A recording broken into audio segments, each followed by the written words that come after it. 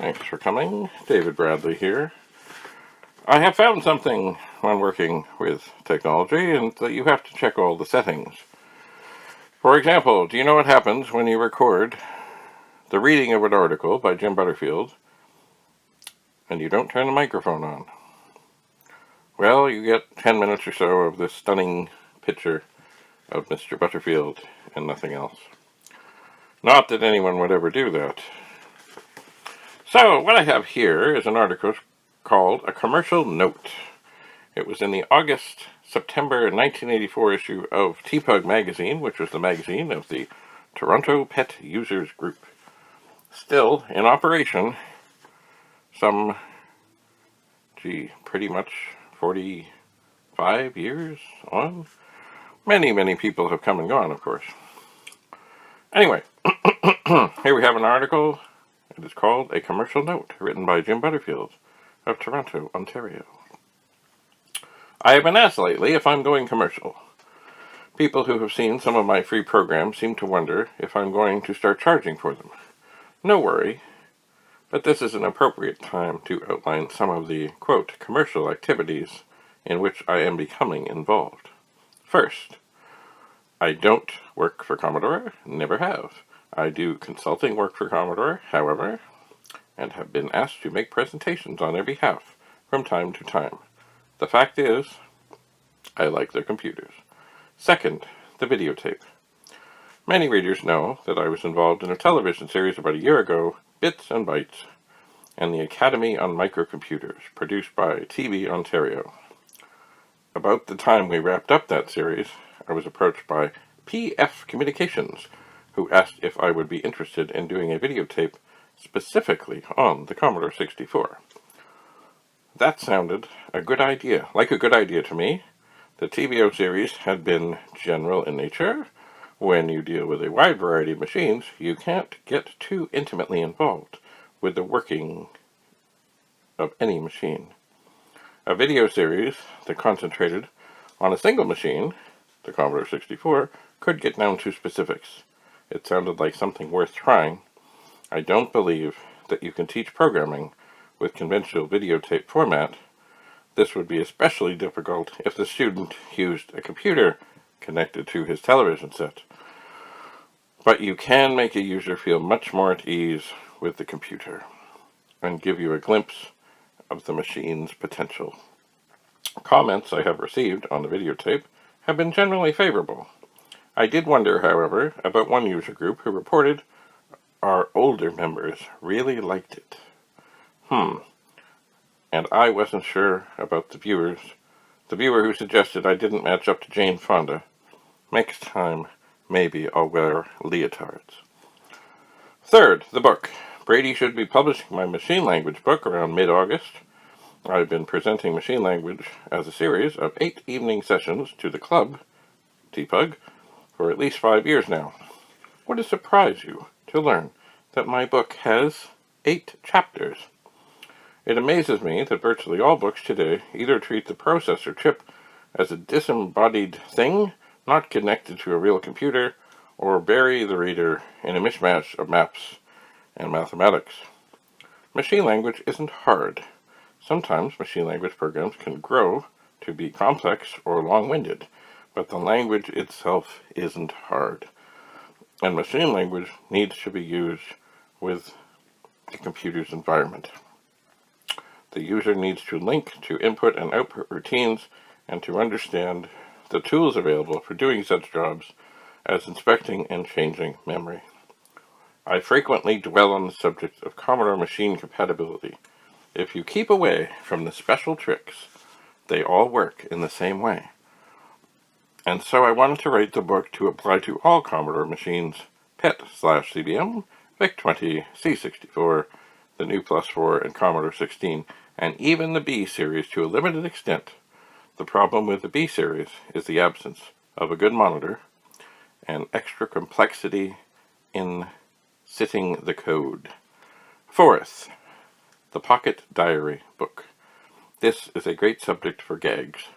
When I tell friends I'm writing a diary, they often reply, "True confessions, huh?" Not quite. I don't know about other people, but I like to carry around notes on the computers I'm using.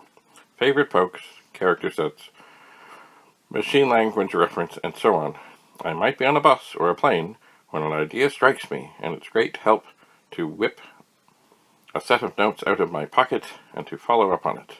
I was talking to a publisher time ago, Cop Clark Pittman, and wondered out loud why nobody had thought of putting out a diary with reference data in it. After all, they have gardener's diaries, cat lovers' diaries, and such. Why not a Commodore owner's diary? For my part, it was idle chatter, but the publisher took it seriously, researched the matter, and suddenly, to my surprise, asked for about 30 pages of notes to be inserted as a reference section. I supplied material and also suggested that by checking with Carl Hilden some of the material that had been so beautifully typeset in the Transactor's reference issue could be attractively adapted. I understand that Carl has been most helpful. Still, when people ask, "How do you write a diary?" I tend to reply, "I start with January. The next month was a toss-up between August and February, and so on. I'm still trying to decide how many Christmases to have." Fifth, the spell check program. I'd been using a simple spelling check program of my own design to help proofread material for a resource book I was preparing for the TV Ontario series. Proline Software asked if they could use it. I said yes, but they would need to dress it up in a commercial package. Mine was a minimal program for my own use. They did so. Occasionally, I must explain to callers that the program sold commercially is only partly mine. It's adapted for my code. I can't answer all the details of how the commercial program works in every situation. Have I gone commercial? I don't think so. The bulk of my stuff is still available through TPUG and other outlets free. By the way, I don't mind people making money from programs, but with money comes obligations. If you take cash for it, you must support and service it. If you do things as entertainment or recreation, or just for the heck of it, there's no reason to look for revenue. You had your fun. And all of my free programs come with a money-back guarantee. One last note. Both my football team and baseball league play a very tight schedule. We've had to turn down numerous challenges. We're holding out for the Bite Bowl. Jim Butterfield. A few personal notes on all of this. Jim had a full-time job. He did, which he stopped doing when the place that he worked, which was on Front Street in Toronto, which was quite close to where he worked, decided to move a long way away to around Islington and Bloor, and this would add a tremendous amount of commuting time to him every day, which would cut into his computing and such. And so even though it was probably a bit early, he made the decision to walk away from there. And so I don't feel at all bad that he used his vast talents to make money off of his writings and his videos and other such things. He was still very available to the people of TPUG, and I know he went to conferences because on 2 different occasions we ended up speaking and being sort of the highlighters at a couple of conferences, one in San Francisco and one in Boston. So, yes. Anyway, I was proud and pleased to have known Jim, and I wish he was still here. I mean, he still lives on in his writings, and there are some videos online as well.